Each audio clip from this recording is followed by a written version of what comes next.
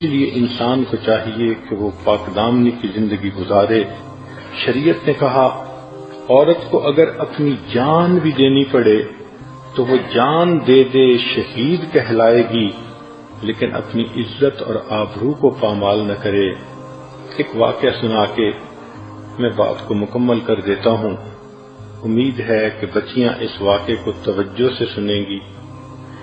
ایک آدمی قصاب تھا اور وہ رات کے صبح کے وقت جاتا تھا، جانور ذبح کرتا تھا اور دن میں لا کر وہ اپنی دکان پہ گوشت کو بیچا کرتا تھا۔ جب وہ جانور کو ذبح کرتا تو اس کے کپڑوں پہ خون لگ جاتا اور واپسی پر وہ خون آلودہ کپڑوں میں ہی آتا، مگر گھر آ کر کپڑے بدل لیا کرتا تھا۔ ایک رات وہ جب واپس آ رہا تھا جانوروں کو ذبح کر کے، تو رات کا اندھیرا تھا، وہ ایک جگہ سے گزر رہا تھا کہ ایک بندہ شور مچاتا ہوا آیا اور آ کے اس نے اس کو پکڑ لیا۔ جب پکڑ لیا تو اس نے دیکھا تو اس بندے کے جسم سے خون بہہ رہا ہے۔ حیران ہوا، اتنے میں اس بندے کی جان نکل گئی۔ دیکھا تو اس کے جسم میں ایک چھری تھی جو کسی نے گھونپ دی تھی۔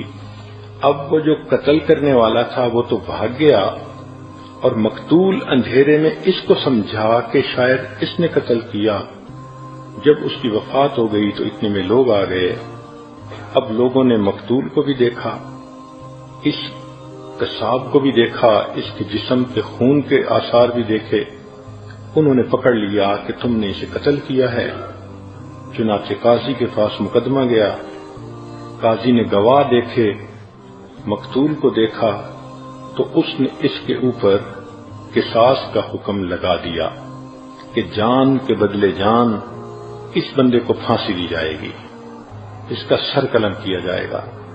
چنانچہ جب سر قلم کرنے کے لیے اس بندے کو مجمع کے سامنے لایا گیا تو اس وقت اس کی آنکھوں میں آنسو آ گئے۔ تو جو لانے والا پولیس افسر تھا اس نے پوچھا کہ تم کیوں رو رہے ہو، تمہیں اپنے جرم کے اوپر ندامت ہو رہی ہے؟ اس نے کہا کہ ندامت تو ہو رہی ہے، لیکن میں اس بندے کا قاتل نہیں ہوں جس کی وجہ سے مجھے سزا دی جا رہی ہے، میں کسی اور کا قاتل ہوں۔ اس نے کہا تمہاری سٹوری کیا؟ اب اس لڑکے نے اپنی سٹوری سنائی۔ میری جوانی کی عمر تھی، میں اس زمانے میں کشتی چلاتا تھا اور ایک بڑا دریا تھا، لوگوں کو ایک کنارے سے دوسرے کنارے کی طرف لے جاتا تھا۔ ایک دن ایک عورت اور اس کی بیٹی میرے ساتھ کشتی پر سوار ہوئیں۔ میں نے لڑکی کو دیکھا تو وہ بہت خوبصورت چاند کا ٹکڑا تھی، میرا دل اس پر فریفتہ ہو گیا۔ میں نے اس لڑکی سے اشاروں میں باتیں شروع کر دیں۔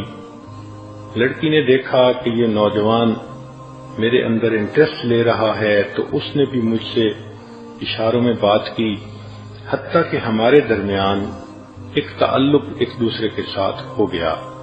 مگر لڑکی نے کہہ دیا کہ میں نکاح کے بغیر آپ کے قریب نہیں آؤں گی، آپ اگر مجھے اتنا چاہتے ہیں تو میرے والد سے بات کریں۔ لگتا تھا کہ وہ لڑکی بہت نیک، تقیہ نقیہ پاک دامنہ لڑکی تھی۔ کہنے لگا کہ 1 سال میں اس کی محبت میں تڑپتا رہا، بالآخر میں نے اس کے باپ سے نکاح کا پیغام بھیجا تو والد نے کہا کہ نہیں، میری بیٹی بہت خوبصورت اور بہت نیک ہے، تمہارے پاس نہ علم ہے نہ تمہارے پاس نیکی ہے، تمہارا کوئی جوڑ نہیں بنتا۔ اس نے میرے رشتے کو ریجیکٹ کر دیا۔ میں بہت مایوس ہوا اور خیر اپنی زندگی گزارتا رہا۔ 2 سال اسی طرح میرے گزر گئے۔ میں ایک دن پھر اپنی کشتی لے کے جا رہا تھا کہ ایک عورت آئی اور اس کے پاس 1 سال کا بیٹا بھی تھا اور وہ کشتی میں بیٹھ گئی۔ جب میں نے کشتی چلانی شروع کی اور میں نے غور سے دیکھا تو میں نے دیکھا کہ یہ وہی لڑکی تھی جس کو میں نے اپنی محبوبہ بنایا تھا اور 1 سال جس کی محبت میں پاگل ہوا تھا۔ میں نے اس سے بات چیت شروع کر دی وہ کہنے لگی کہ دیکھو میرا نکاح ہو چکا، میرا خامن ہے اور یہ میرا بیٹا ہے، میں اب آپ سے بات بھی نہیں کر سکتی۔ میں نے کہا کہ تم پہلے مجھ سے بات کرتی تھی۔ اس نے کہا اس وقت میں کنواری تھی، رشتے کے لیے آپ نے میری طرف توجہ کی تو میں نے آپ کو گائیڈ کیا کہ میرے والد سے رابطہ کریں، چنانچہ اب تو یہ معاملہ اوور ہو چکا۔ میں نے اس کو کہا نہیں، میں نے تمہیں بہت مس کیا، میں بہت تڑپا تمہارے لیے، راتوں کو روتا تھا۔ اس نے کہا کہ مجھے اس وقت آپ سے کوئی بات نہیں کرنی، اس لیے کہ میں کسی کی امانت ہوں۔ میں نے اس کو بہت ہی فحش قسم کی باتیں سنا کر جذبات میں لانا چاہا، مگر وہ بالکل خاموش بت بن کے بیٹھی رہی۔ میرے دل میں گناہ کا خیال آیا۔ میں نے اس سے کہا کہ اچھا یہ بچہ تو چھوٹا ہی ہے نا، تم اسی کشتی کے اندر اس وقت میرے قریب آؤ اور مجھے اپنی خواہش پوری کرنے دو۔ اس نے کہا دیکھو اللہ سے ڈرو، میں کسی کی امانت ہوں، تم اس مہر کو مت توڑو۔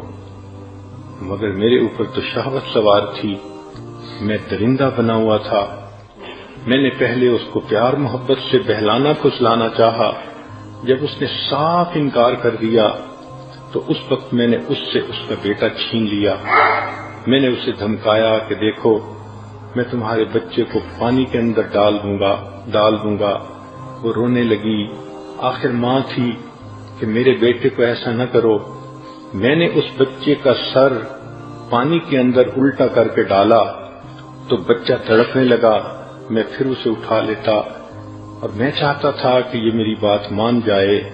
وہ روتی تو رہی لیکن اس نے ہاں نہ کی، حتیٰ کہ بچے کو جب بار بار پانی میں ڈالا تو وہ بچہ فوت ہو گیا۔ میں نے اس بچے کو پانی کے اندر پھینک دیا۔ اب وہ نوجوان لڑکی اکیلی تھی تو میں نے چاہا کہ میں زبردستی اس کے اوپر جو ہے وہ گناہ کروں۔ میں نے اس کی طرف ہاتھ بڑھایا، لڑکی نے اپنے زور کے مطابق اپنے آپ کو پیچھے ہٹایا، چنانچہ میں نے اس کے بالوں کو پکڑا، وہ بے پردہ کر دیا اور میں نے اسے کہا کہ میں تمہیں بھی اسی طرح پانی کے اندر ڈبو دوں گا، تم میری بات مانو۔ اس نے کہا تم جو مرضی کرو، میں اللہ کا حکم نہیں توڑ سکتی۔ چنانچہ اس کے کپڑوں کو میں نے پھاڑ دیا، اس کے سینے کو ننگا کر دیا۔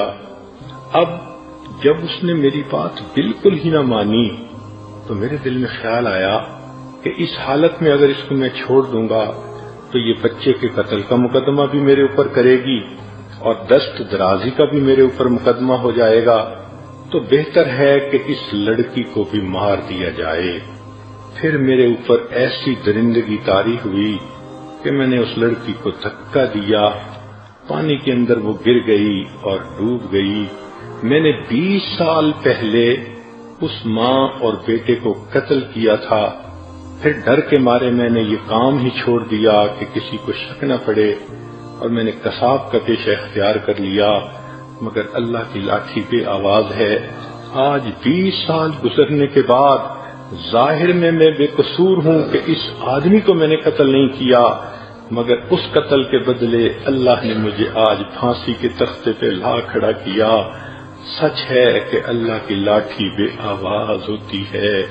تو سوچئے کہ اس لڑکی کو اللہ نے اتنی ہمت دی کہ وہ اپنی جان تو دے دیتی ہے، اپنے سامنے بیٹے کو مرتا دیکھ تو لیتی ہے، مگر اپنے جسم کو ہاتھ نہیں لگانے دیتی۔ یہ وہ لڑکی ہوگی قیامت کے دن، اس کو اللہ تعالیٰ تاج پہنائیں گے، جنت میں اس کو عزتوں کی جگہ عطا فرمائیں گے۔ آج کی لڑکیاں ذرا اپنے آپ کو دیکھیں کہ کس طرح وہ غیر مردوں کے سامنے ٹیلی فون پہ باتیں کرتی ہیں، محبت کی پینگیں بڑھاتی ہیں، رب کو ناراض کر لیتی ہیں، عاقبت کو برباد کر لیتی ہیں۔ لہذا اگر عورتیں چاہتی ہیں کہ ہمارے گھروں کے اندر سکون ہو، اطمینان ہو، تو سب باتوں کی ایک بات، 100 جوابوں کا ایک جواب، پاک دامنی کی زندگی کو اختیار کریں، بے برکتی ختم ہو جائے گی، دلوں کے فاصلے ختم ہو جائیں گے، اللہ کی رحمت کی نظر پڑے گی، اللہ آپ کو پاکیزہ زندگی کے بدلے پرسکون زندگی عطا فرما دیں گے۔ لہذا جتنے بھی بیانات اس اعتکاف کے اندر کیے گئے ان تمام کا لب لباب یہ ہے، ہماری ازدواجی زندگی کی پریشانیوں کا حل ہماری پاک دامنی کی زندگی کے اندر موجود ہے۔ آج نیت کر لیجئے، اللہ ہم نے گناہ سے توبہ کی، ہم اپنا نام بت پرستوں میں نہیں لکھوانا چاہتے، ہم قیامت کے دن بت پرست بن کے کھڑے نہیں ہونا چاہتے۔ اللہ جو غلطیاں ہو چکی ان کو معاف کیجئے، رمضان کے روزے کی برکت سے اور رمضان کے اس مبارک دن کی برکت سے اللہ پچھلے گناہوں کو معاف کیجئے۔ آئندہ ہم پردے کا بھی خیال کریں گی، آئندہ سیل فون کو بھی غلط استعمال نہیں کریں گی، آئندہ ہم انٹرنیٹ کے اوپر بھی بدکاری نہیں دیکھیں گی، اور آئندہ ہم اللہ نیکوکار پرہیزگار بن کر زندگی گزاریں گی۔ اس کے بدلے اللہ ہمیں دنیا میں بھی اپنے خامدوں بچیوں کی خوشیاں نصیب فرما، اور قیامت کے دن بھی اللہ ہمیں اپنے خامدوں بچوں کے ساتھ جنت میں اکٹھا جانا نصیب فرما۔ وآخر دعوانا ان الحمد للہ رب العالمین۔